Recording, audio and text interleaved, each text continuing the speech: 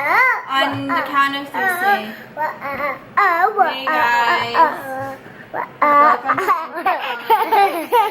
guys.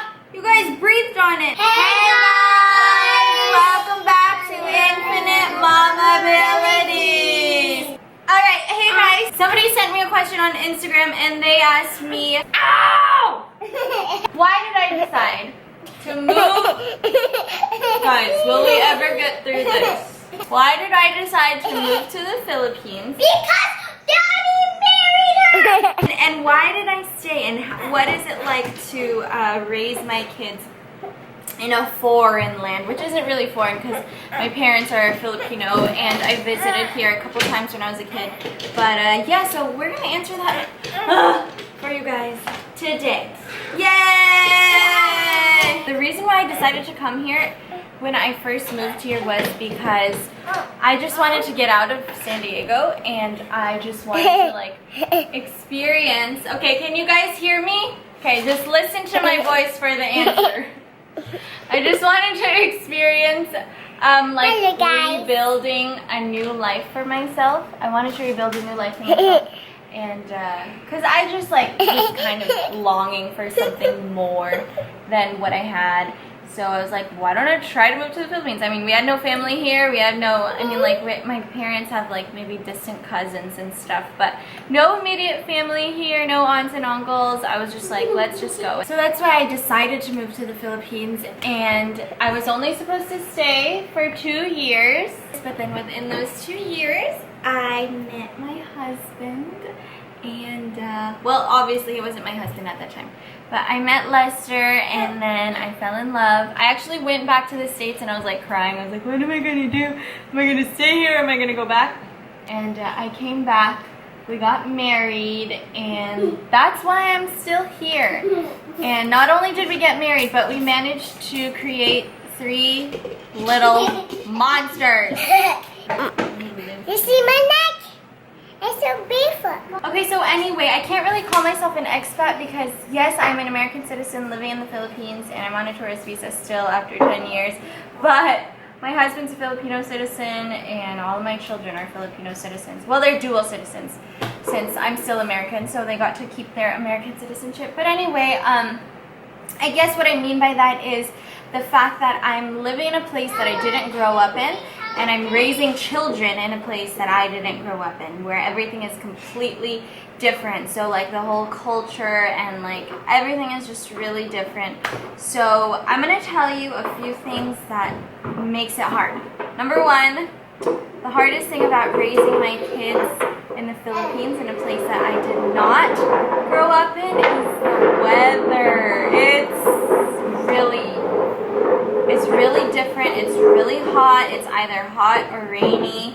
And I love the Philippines and, you know, we have some of the most beautiful beaches. But I grew up in a place where we pretty much experienced the 4 seasons. So I always envision myself doing the same thing, like taking the kids to the pumpkin patch, and then in the winter taking them to pick a Christmas tree, and then in the summer, you know, going to SeaWorld and the beach and stuff, and in the fall, like looking at the beautiful trees and just having picnics outside, all of that stuff. Like that still happens here somehow, but not to the extent that I had imagined it to be before I ever knew I would get married here. So that's one of the hard things. Another hard thing is just like changing or getting used to the way things work here. Like getting used to the whole cultural difference. I mean, it's not a huge difference because again, I am Filipino and you know, I have been exposed to Filipino food and everything, but obviously it's different when you're actually living in the country.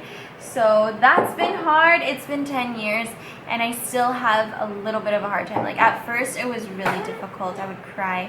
But the more you stay, the more you get used to it, the more it becomes part of your life. So, you know, like the fact that there's no dishwasher, the fact that it takes hours out of your day just to go grocery. You know, I remember just like running to the grocery store and parking really quick and then picking some stuff up. And that can't happen here. In Manila at least. Yeah, I guess I'm just gonna leave it at that as a whole. It's just hard. It's hard fitting into, like, even with the language barrier and stuff, but I'm learning Tagalog, and I'm happy to say that I would like to call myself fluent in conversational Tagalog. That's pretty good from zero, you know, starting from zero.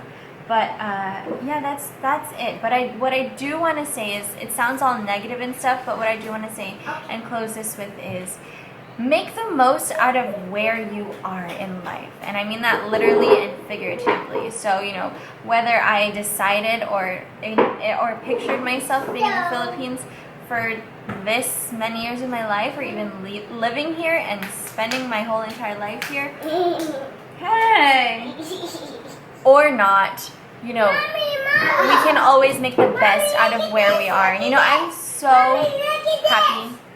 What's that? I'm so happy here. Like, I can't even imagine myself going back anymore, at least right now. Of course, I miss my family over there, and I wish, you know, my siblings and I could raise our kids together and stuff. But again, just make the most out of where you are in life, because if you focus on all the things that there are to complain about, and how, like, inefficient things in the Philippines are, and how different it is from the States, well, we're not in the States, you know?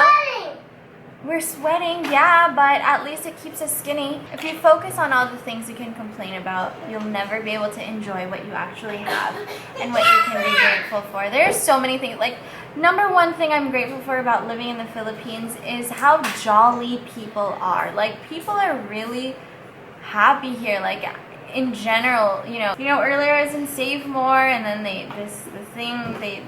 something goes off, I don't know, something on the speakers, and then when it's done, everybody says, happy to serve, and they say it all loud, and I'm just like, I don't know if I've ever experienced this, you know, somewhere else, or wherever I've been before, but just make the most out of where you are. What about you?